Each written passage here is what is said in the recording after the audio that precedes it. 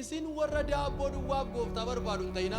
Kana taanaan kasartanii isaa wajjin yoo walii galtanii hin hojjettu, hin eebbifamtu. Inni guddaan gooftaa Yesuus Kiristoos sababii inni gara biyya lafaa kana dhufee fi lubbuu keenya du'a oolchuudhaaf gamoo nu ilaallu hundinirraa hin darbaa. Qabeenyi lafa kanarraa hundu akka darbu beekamaadha. Qabeenyi isin hin barbaachisu jechuu miti. Qabeenya isin qabdan keessa garuu Yesuus jiraatu. Xiqqoo isin qabdan keessa Yesuus jiraannaan nagaatu jira. Namoonni tokko tokko waan baay'ee guuttatanii nagaa qaban. Nagaa kan namaaf kennu garuu Yesuus.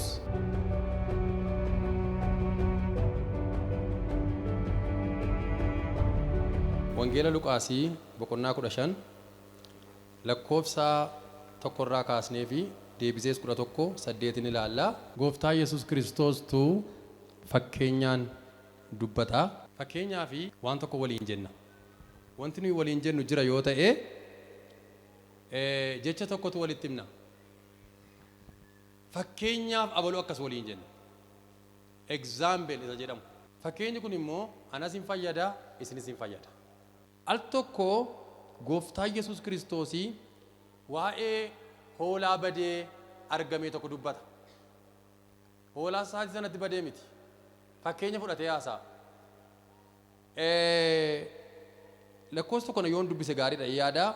Al tokko warri qaraxa fuudhanii fi warra akka seeraatti hin jiraanne hundinuu dubbii isaa dhaga'uudhaaf gara isaatti dhiyaatanii, Fariisonni barsiisonni seeraa garuu namichi kun cubbamoota hin simataa, isaanii wajjinis hin nyaataa jedhanii Yesuus irratti guunguman. Gooftaan keenya Yesuus Kiristoosii gaafa biyya lafaa kanarra ture guungummiin irraa dhaabbatee hin beeku. Garuu guungummiin isa moo'ee hin beeku. Har'umallee erga gooftaa Yesuus Kiristoosiin fayyisaa lubbuu keessanii godhattanii kaatanii irra keessa keessan ilaaluudhaan maaltu sii ta'ee waan baay'ee namoonni baay'een isiniin jedhu.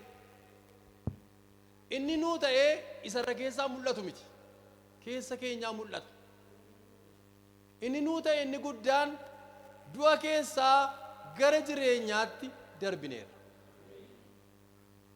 Isin warra daabboo duwwaaf gooftaa barbaadu hin ta'ina. Kana taanaan kasartaniittu. Isaa wajjin yoo walii galtanii hin hojjettu, hin eebbifamtu. Inni guddaan gooftaa Yesuus Kiristoos sababii inni gara biyya lafaa kana dhufee fi lubbuu keenya du'a oolchuudhaaf dhufe.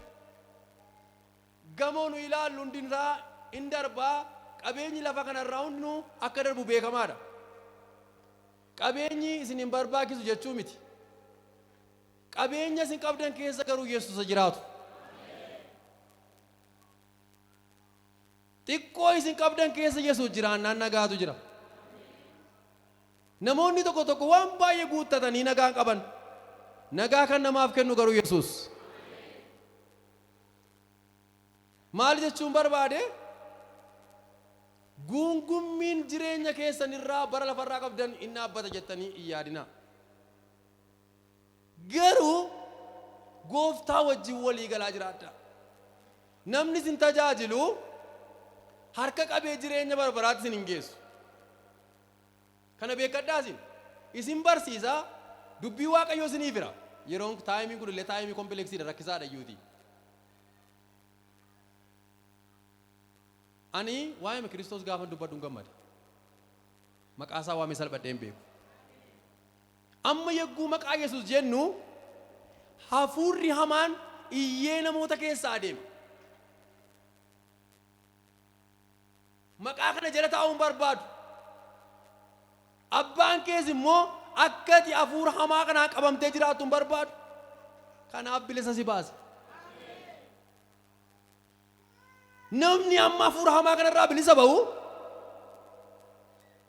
seexanni namoota baay'ee qarshii isaanii mana yaalaatti fixee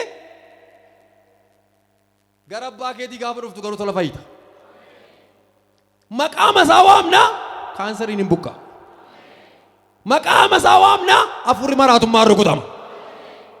Nama cina keetiitiin Yesuus akka dibaddu hin barbaadu.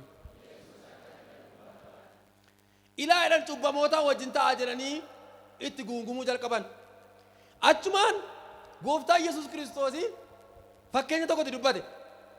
Fakkeenyi inni itti dubbate namni tokko jedheen hoolaa 100 yoo qabaate 100 keessaa tokko yoo badde isee 99 sana iddoo isaan jiranitti warra hin banne sana dhiisee isa badee barbaaduudhaaf deeme. Insaan 99 hin banne inni bade suni hoolaan badde suni yoo zim jedhe bineensa jalaa nyaata. Harkatti ol kaasi. Har'ayyuu gooftaan si waamaa jira. Akkati bineensaaf hin nyaatamneef. Akkati ibidda barbaraatti hin galleef. Gara kootti deebiisii jechaa jira. Gooftaan si barbaadaa jira. Baay'ee namatti tolu nan dubbisa. Kanarratti Yesuus fakkeenya kana isaanitti mee isin keessaa hoolaa 100 kan qabu 100 sana keessaa hoolaa tokko yoo duraa badde inni 99 moggaatti dhiisee ishee badde sana hamma argutti barbaaduudhaaf kan hin nanne nama attamii ture.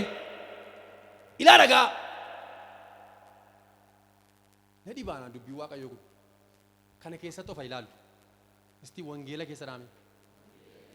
Jedhaa waan jedhee qaba. Waaqa baduu keenya jaallanne. Kanaafi namni horii barbaade sana cimsee barbaade. Amma yeroo baay'ee eenyuun barbaada Yesuus yoo jennu warra gataman. Warri dallaasaa keessa jirtan hin yaaddayina. Nannagee. Warri dallaa keessa jirtan hin yaaddayina. Warri qulqullummaadhaan jiraachaa jirtan akka sagalee kanaatti jiraachaa jirtan hin yaaddayina. Isin dallaa keessa jirtu ameen. Kanaaf gaafa horiin sun argamtu namichi bakka horii koo naaf argame jedhee gammadu. Hin ililcha. Ishee baddee galeega. Ishee kamtu baddee gale. Har'as yoo amante harkatti ol kaasi. Abdii kutannaa keessa kan jirtu. Mana Waaqayyoo irraa fagaadheera kan jirtu. Sagalee ganama kanaatiin gara mana isaatti deebina. Gooftaa kee duukaatu deemtu. Utuu faarfachaa turte. Tajaajilaa turte. Eessaanan iddoo aarsaatti deebi'a. Wayyoo jettee abdii kan kutatte. Seexanni abdii kan si kutachiise. Abbaan kee si eegaa jira. Abbaan kee si eegaa jira. Mucaan koo yoon deebi'a, mucaan koo yoon deebiti jedhee si eegaa jira. Kallattii garaagaraatiin sagantaa kana hordofaa kan jirtan seexanni abdii isin kutachiise sichi iddoo aarsaatti hin deebitu kan isiniin jechaa jiru inni soba. Har'a yaada garaa kee yoo jijjiiratte abbaan kee si simachuudhaaf qophaa'eera. Galateeffadhaa gooftaa. Lakkoofsa 5 dubbisa. Yemmuu argatus gammadee gurmuu isaa irratti baata. Erga manatti galee firoota isaaf olloota isaa waamee hoolaa koo ishee na duraa badde waanan argadheef waanan maal ta'eef anaaf gammada.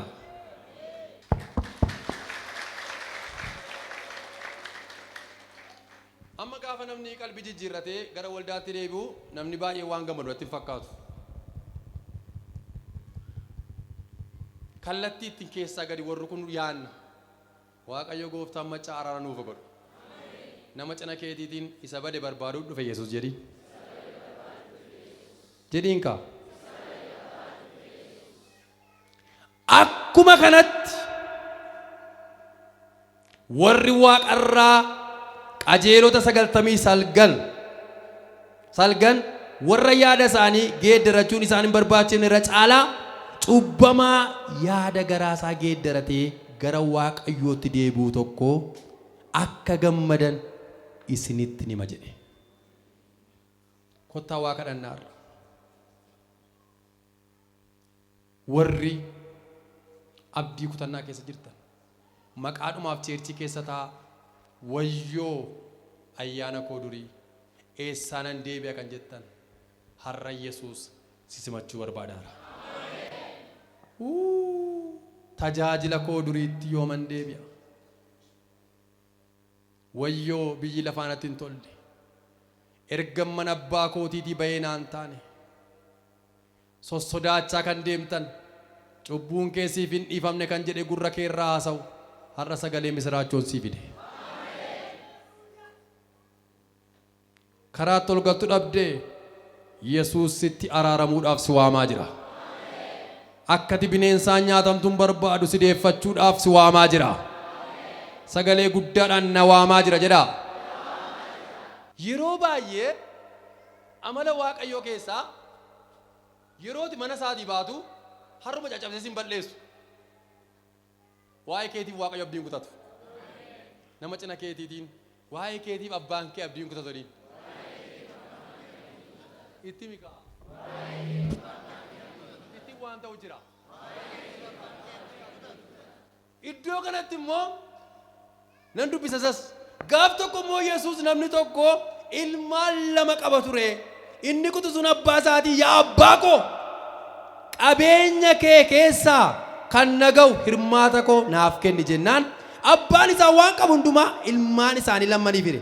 guyyaa baay'ee utuu hin turin ilmi namichicha isa qutusuu kana isa dhagaye hundumaa calleeffatee mana abbaa isaatii ba'ee biyya fagoo dhaqee achitti akka malee jiraachuu isaatiin horii isaa hundumaa akkasumaan bittimse. yeroo inni wanta qabu hundumaa fixeetti beelli jabaan isaa biyya sanatti bu'e. kanaafis baay'ee rakkatee warra biyyasii keessaa gara isa tokkoo dhaqee itti of gatee namichis waan godhu dhabnaan booyyee hatiqsuuf lafa darabaatti isa erge.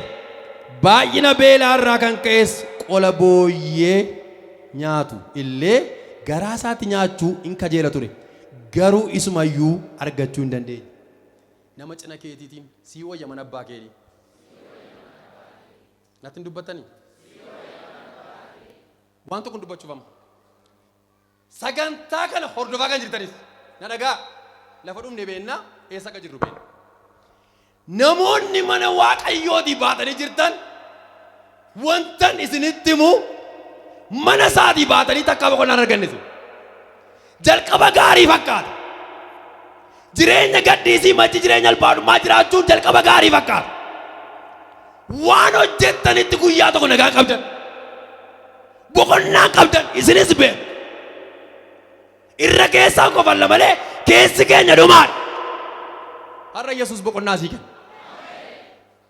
kun beekamaadha. namni waan namaa akkamii hojjete wayyoo mana abbaa koo jechuun dhiisu. hin dhiisa. hin himannu malee hin dubbannu malee qoraattiin biyya lafaa nuun taane jireenyi biyya lafaa boqonnaa nuun kennine. kaleessa gaafa mana abbaa kee keessa jiraatu gaafa tajaajilaa turte qulqullummaadhaan gaafa deebi'aa turte boqonnaa guddaa qabdi. harki kee duwwaa yoo ta'e guutuudha si gammachiisaa oola. har'a garuu waan fedha kee guuttattee boqonnaan arganne wanti sitti irratti jira yoo ta'e jira waan tokko innis Yesuus jedhama. harkachii ol kaasi. inni har'a ariifatee gara mana kee dhufu. inni har'a ariifatee gara mana kee dhufu. inni har'a ariifatee gara mana keetti adeemu. yoo amante Waaqayyo fuula koo sitti deeffadha siin jechaa jira. ameen. hin deeme. erga deeme mana abbaa isaatii ba'ee mana abbaa hormaa dhaqe. qe'ee abbaa isaatii wanti hundumtinuu guutuudha. wanti itti irratti hin jiru. qe'ee abbaa isaa waan hundumaa guutuudha. firii dhabiidhaan jiraata. abbaan hormaa immoo sitti hin ka'i. ergaan sii qaba. harkachii ol kaasi. harkachii ol kaasi. seexanni mana abbaa keetiitii kan gassi baase har'a maqaa Yesuus Kiristoosiin hin deebitaati. ameen ameen ameen. hin deebita gara iddoo keetti. hin deebita gara tajaajila keetti. hin deebita gara faarfannaa keetti. hin deebita gara kadhannaa keetti. hin deebita gara harkaan kee walakkaa kaatee kadhattuutti. Waaqayyo humna kana siif haa deebisu. nu wayyure maa ol somna nu deebuu nu wayyu waasin gaafadhu erga mana gooftaa keessa faffagaade boqonnaa qabdu jira. har'a boqonnaa sii kenna Yesuus. boqonnaa biriidhaan hin argamne. boqonnaa manaan hin argamne. haleluuyaa. boqonnaa lubbuu keessii laata Yesuus. Galateeffadhaa gooftaa. Rakkinni tammaatti achi dhaabbatee waa yaade. Ayi jireenya mana abbaa kooti. Kanaaf akka jenna marra anaa durii akkasin turreen yoo nama tajaajilu argine akkasin turreen wayyoo jireenya koo durii nama akka jettan carraan isinii laatameera. Yesuus mana isaatti sideeffachuudhaaf sagalee kana dhagaa kan jirtan dubbii Waaqayyoo humna hojjetuuf keessaa qaba. Ana deeffachuudhaaf dhufe dubbii kun isin deeffachuudhaaf dhufe gudduu kun utuu yeroon jiru yaada garaa keessanii geeddaradha. Gammachuu walirraa cinni argattu. Gurbaan kun yaada isaa deeffate. Hin yaade waa'ee mana abbaa isaati. Yaada isaa galagalfate. Waaqayyo yaadatti nu haa deebisu. Tasgabbaanii yaaduu waan guddaadha. Seexanni sichi sii dhumeera. Mootummaa Waaqayyo keessaa baateetta. Cubbuun keessiif hin dhiifamu. Siin jedha halkanii guyyaa. Inni cubbamootaaf dhufe garuu si waamaa jira. Si waamaa jira. Si waamaa jira. Harkachoo ol kaasaa na waamaa jira jedha. Namni deebuu barbaadan jirtu har'a Waaqayyo mana isaatti sin aadeeffatu. Waaqayyo biyya keenyaaf furmaata fida. Waaqayyo waldaa kiristaanaatiif furmaata fida. Waaqayyo jireenya gadhiisii keessaa nu baasa.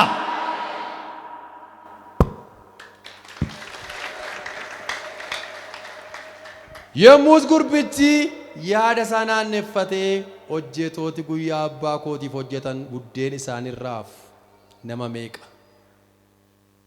Ani garuu asittan beelaan badduu baa ka'een gara abbaa koo dhaqeetan. Nama si biraatiin abbaa qabdaa jedhi.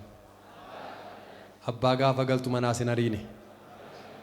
Dhugaa nama dhiba ka'een jedhe. Gara abbaa koo dhaqeetan yaa abbaa koo Waaqayyoon sis yakkeera si'achi ilma kee jedhamuun anaaf hin ta'u.